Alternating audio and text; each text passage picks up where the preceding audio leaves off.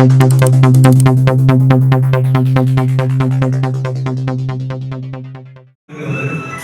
இதை பாசிட்டிவாக எப்படி செயல்படுத்த வேண்டும் என்று ஆட்சித்தலைவர் புகைப்படங்களை அனுமதித்துக் கொண்டிருக்கிறது. அனைத்து அலுவலர்களும் சிறப்பாக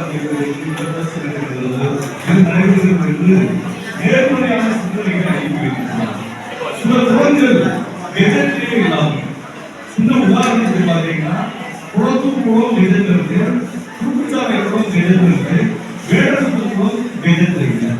300 குளங்கள் உடனே ஏறி சொல்லி கெஜெட்டை சப்ஸ்கிரிப்ஷன் வேடத்துக்கு அரசாணை தன்னுடைய இடத்துக்கு கடமை குளத்தூர் வேடத்துக்கு எடுத்தால் அது விளைவு.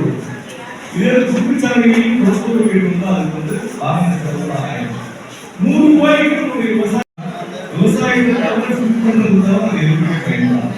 அப்ப அரசு இதை செய்ய சொல்லியிருக்கிறது. இதை எப்படி வெற்றிகரமாக செய்வது? போன தடவை மழை வெள்ளத்துல மாவட்டமே சிக்கி கழிச்சிச்சு.